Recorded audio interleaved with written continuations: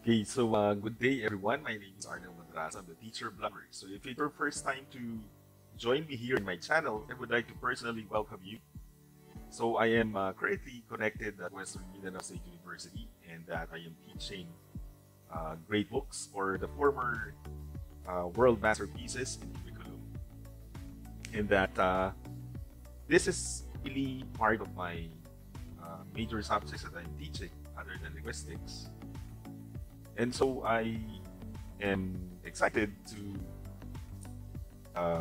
teach this in this blog. So basically, this is not spoon feeding type of teaching. So this is analysis. So I'm showing my students how to basically do a book review that will not spoil a lot of information, so that there should be thinking involved. They will not just be waiting for me to give the information, but I'm just merely steering up their cognitive abilities in while they're viewing and while they are reading the text. So I will just be activating their cognitive abilities in reading the epic Gilgamesh. So allow me to give you the order of presentation. So I would like to start with the authors or the text background, and then I'll proceed to giving the summary. And then after the summary, I will be giving certain interpretation or comments on for this particular epic. I would like to focus more on the characterization and unusual discourses or unusual utterances coming from the protagonists. And then allow me to continue with comparison with this great book with the other texts, no? Other masterpieces. And then I will also be presenting my predictions while I'm reading this. Well, I can't remember the first time that I read this.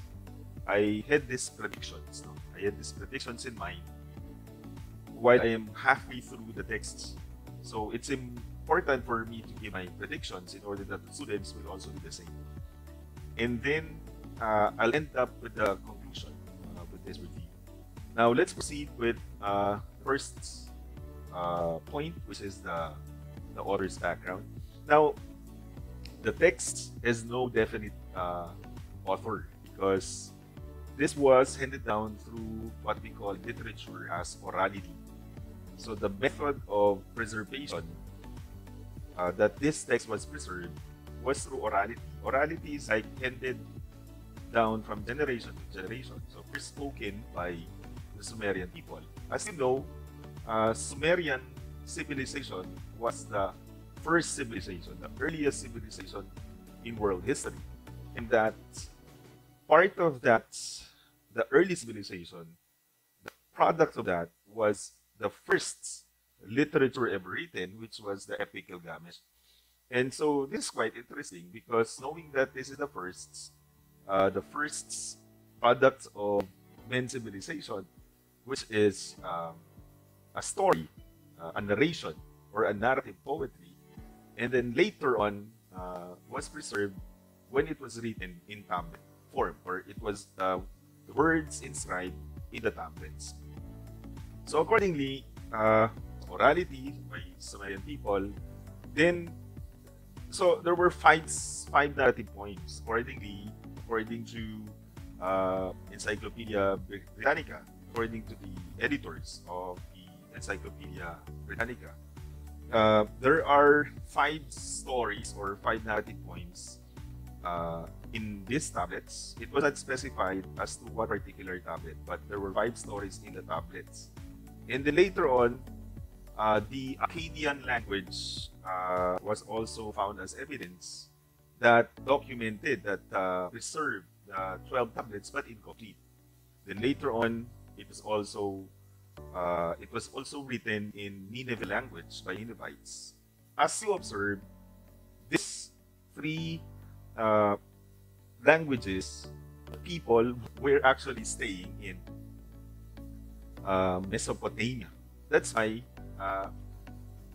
Encyclopedia Britannica named this literature not Sumerian, it was Mesopotamian literature. So because the ancient Mesopotamia was uh, Sumerian literature.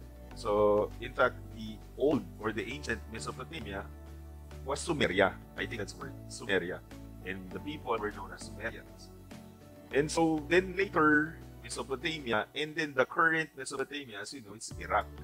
So these languages mentioned, Sumerian language, Akkadian, and Nineveh language, or languages, are included in, or I mean, are spoken in Mesopotamia.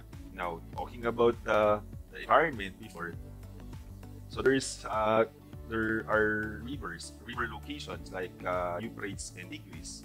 So if there's water, there's river, there's clay, right? So there's the possibility of the paper to be produced, right? So later on, these were written in scrolls, but originally in tablet. Of course, a tablet can be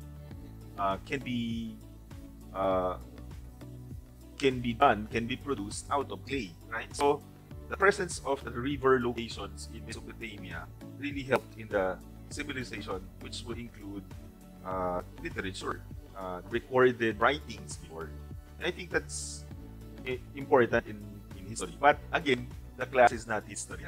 So I wouldn't want to give you the dates and all because this is not a literature class. So I'm just pointing you the languages that were spoken. So again, this is no author, but first spoken by Sumerian people and then documented as incomplete 12 tablets in Akkadian language. Then later on, Nineveh language Nineveh, the people of Nineveh had their own writings as well on Gilgamesh. So what basically is the summary of the story, the summary of this epic? No? It's a story of a king. So he's a king, and that he was described in the first tablet as someone who is very powerful because he is half human, half divine. So he's a demigod. So his parents are not one of the parents is immortal. So that is for you to find out. So who was immortal? Was it father or the mother? So that's an assignment. Try to find out who was immortal in terms of the parents. No? Was it the mother or the father? So try to find that out. So people were describing him, glorifying him in the first tablet, and that he was really powerful. Nobody in Uruk. So Uruk, if you search Uruk, it's a city in Mesopotamia. The current Mesopotamia, as I said, is the current Iraq. Uruk is in Iraq. And so I'm going to show to you certain pictures here. This is the picture. Take a look at the picture. This is Uruk. And that, so he's a powerful king, and nobody can defeat him in any battle. So he demands respect from the people that he's leading, he's governing, and that he is described as arrogant because of his power, because of his strength, because of his authority. Perhaps that would somehow get into his ego. I think typical of leaders who have to possess that kind of power, right? So he was described as arrogant. Now, talking about arrogance, so because of his arrogance, the gods heard the plea or the complaints of the people. And so, as you know, the gods are, just like compared to other literature, like Greek literature, the gods are meddling or interfering with the mortals' way of life. And so, they heard the complaints of the people, and so the gods decided to create another being that would equal the power of Gilgamesh. Thus, they created, or a god created Enkidu. And so Enkidu equal in power, and so they fought, But then Enkidu was defeated, and then they became friends. Then eventually, Enkidu, out of an oracle, that it was foretold through a dream that Enkidu will die. And so he died. But before Enkidu died, they had a lot of battles. So, for example, they had a battle against the demon of Cedar. That demon of Cedar, they defeated, and then they also defeated Humbaba. No?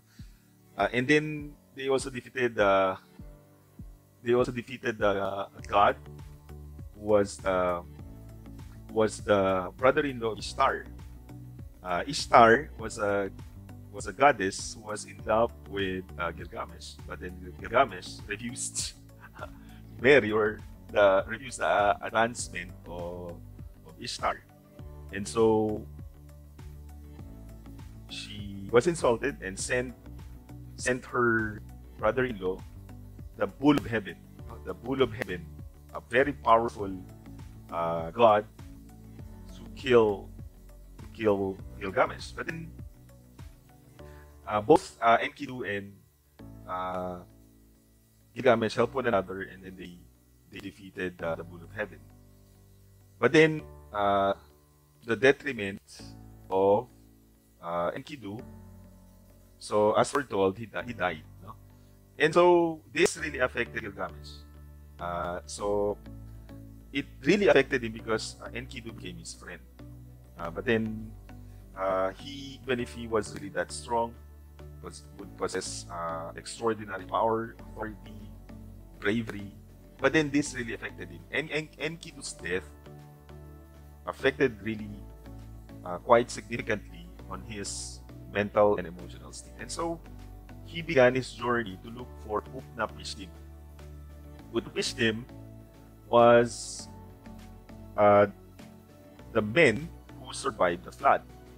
So as early as this civilization, earlier than Chinese civilization, earlier than Hebrew civilization, earlier than the other civilizations, Egyptian civilization, there was already an account of the flood. Okay, so the story of the flood was told through Utnapishtim. And so Gilgamesh traveled a long way to see Utnapishtim. But then there were conditions given. And so while I was reading this, I thought in the middle, almost done with reading the flood, the story of Utnapishtim, and as to how he would earn eternal life. And so what were the conditions? So conditions were set in that part of the two conditions: he should not sleep for a period of time. So that is what you're going to search also. Please search for how many days that condition set for him to pass the test. How many days without sleep? Second is he has to take care of the plant, the magic plant that will give him immortal life. So while I was reading, since he's a demigod, he was very strong, supernatural powers he possessed, I was thinking maybe he can surpass the tests. He can pass the test. But then that is for you to find out. So was he able to pass the tests? So on my part, while I was reading this, I was predicting that maybe he will pass the test and he will be immortal, just like the other stories in other texts. So that's basically the story. Now, let me end the summary by telling that really it is the desire of Gilgamesh to search for immortality. That really is the theme, the search for immortality. But then it led him to figure out the true meaning of life. And so, let me just comment on things that I found interesting. For example, in page 2, line 14 to 20. So in page 2, line 14 to 20. So as I said, page 1, it's all glorification. It's all praises to the king. So all praises to the king, all praises to Gilgamesh.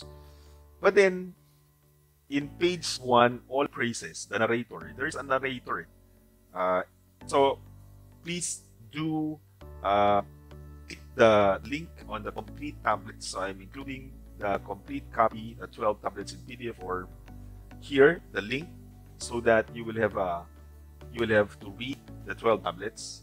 So the challenge now is you have to try to figure out certain lines. So this was written in verse, but it was already translated in English. So page 2, line 14 to 20, seems like page 1, the narrator was really praising, glorifying the king, Gilgamesh. But then in page 2, 14 to 20, that lines 14 to 20, it seems like the people would see the king not really as someone who is, well, he was powerful. He was described as powerful, but arrogant.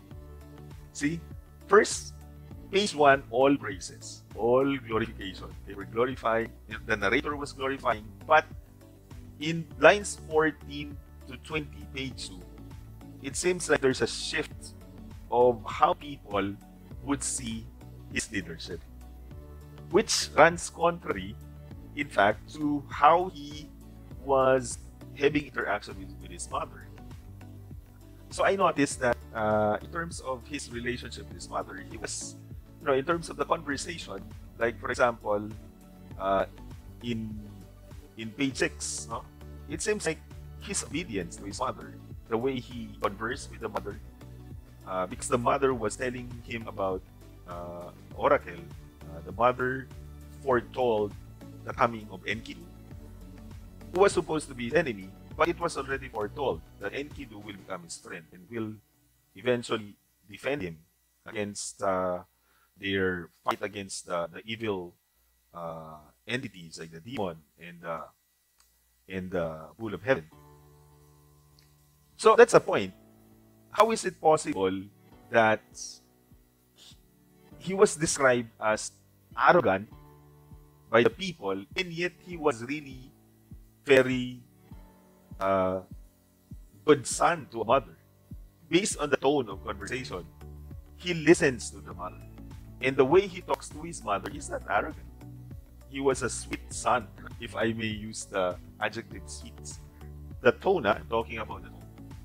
Now, in terms of comparison with other texts, so let me compare Anu and Zeus. Anu is the version of Greek literature Zeus, no? Talking about Odyssey and Iliad. So Zeus in Greek literature is the high god, the highest in terms of rank. The other gods would listen, but then Zeus would possess limitations also. Same thing. If you read Greek literature, the gods would have supernatural powers, but then they have limitations. They would have weaknesses. They even rape. They would even rape mortals like Zeus. Anu as well is the same. No? He's not really not the only one deciding. In fact, there's another god who was creating. Another god who was assigned to create. It was not Anu who was creating, but it seems like he was the topmost, highest god that other gods were looking upon in terms of decision making. And then another comparison was Achilles compared to Achilles, the hero in Iliad, or Odysseus in Odyssey. Compared to the hero here, Gilgamesh, in terms of arrogance, I don't see the arrogance of Achilles. Achilles may be brave,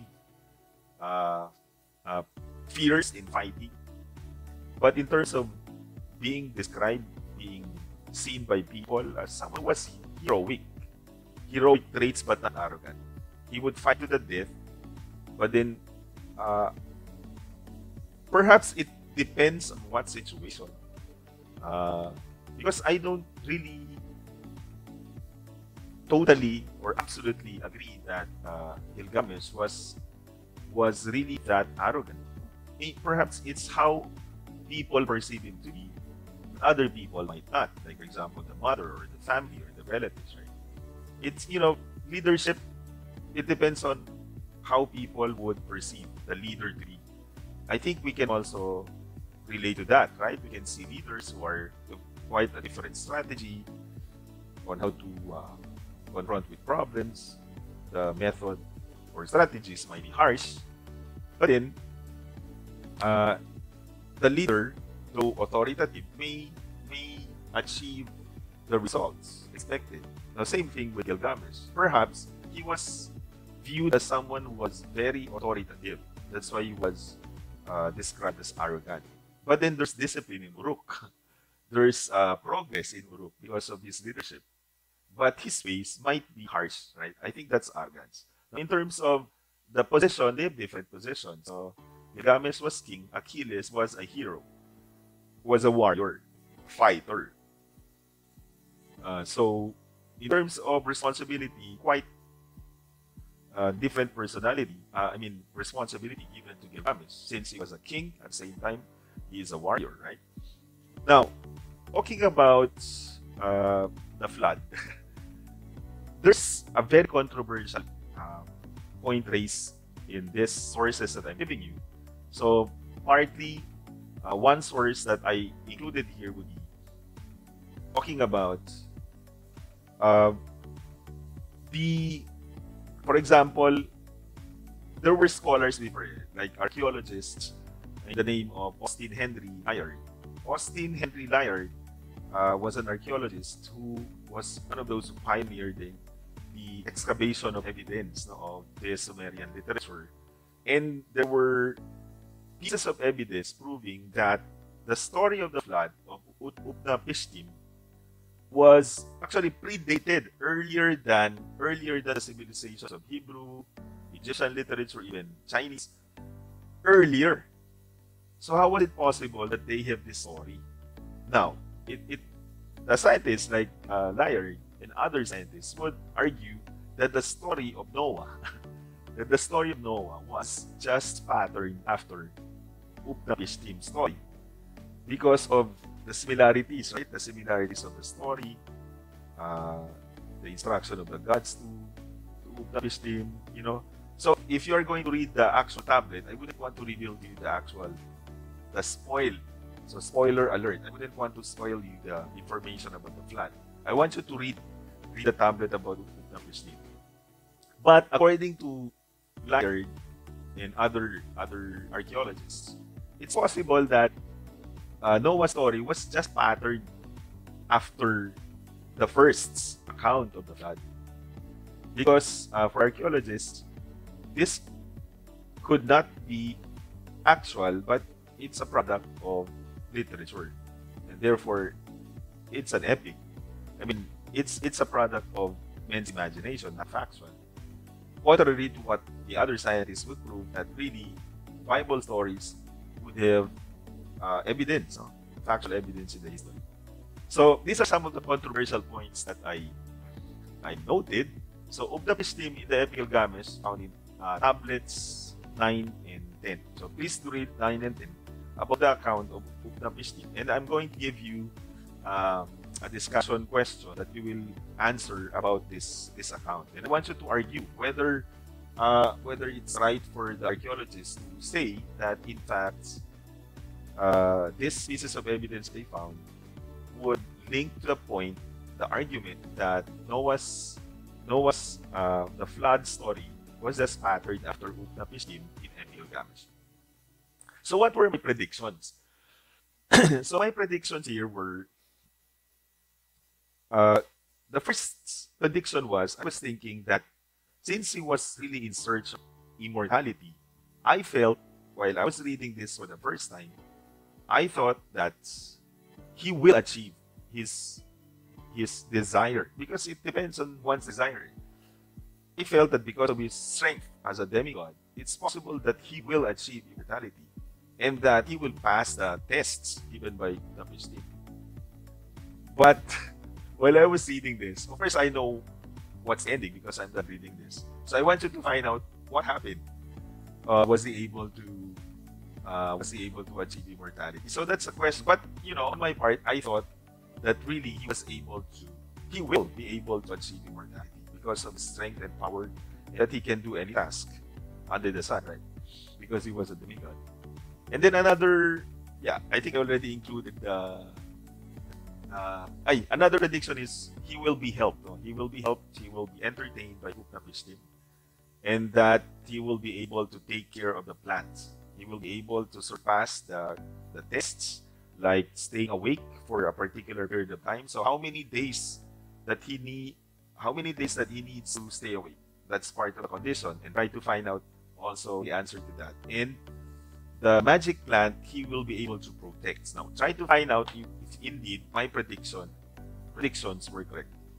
Now, the conclusion is really the epic Gilgamesh is all about the search for immortality. He was really greatly affected, negatively affected emotionally and psychologically with the death of Enkidu. And so he pondered about life's ending, that eventually will die. And he wouldn't want to die. Well, given that he was a demigod, but still he has a party, he was mortal, that there's a possibility that he will die. So that's the quest. But then while he was searching for the possibility of immortality, along the way, he was able to discover the meaning of the true meaning of life. And so, as to how he arrived at that point, I want you to read the tablets that I'm going to share to you in my sample blog notes that I'm going to upload in our group and as well in Facebook. In Classroom, Google Classroom, and in Facebook, I'm going to give you a sample blog notes that I prepare when I blog. You're going to do exactly the way that I do in terms of vlogging. So this is how you're supposed to present your vlog to your classmates that you're going to upload in YouTube. So I hope that you learned something from this vlog. And don't forget the questions that I asked. Who was the immortal between the parents? No? Was it the mother or the father was immortal? And the second question, how many days? In terms of challenge that he needs to stay awake. And what's the significance of the plant? No? So thank you. That would be all for tonight. So I hope you like the welcome. So this is now my library. I'm easily bored with places. So normally I change places so that you will enjoy this book review. And so continue. Please do read now. In terms of the link, I'm going to link you with the 3 sources that I used.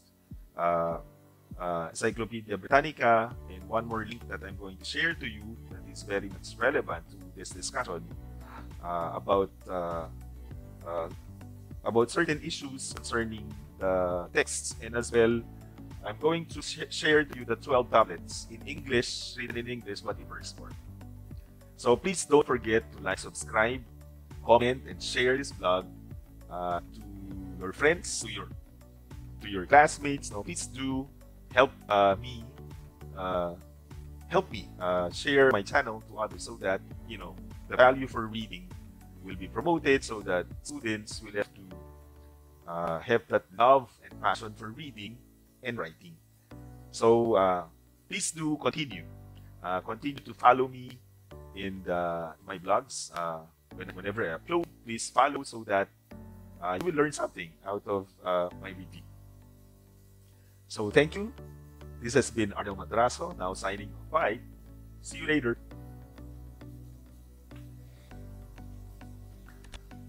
Yeah.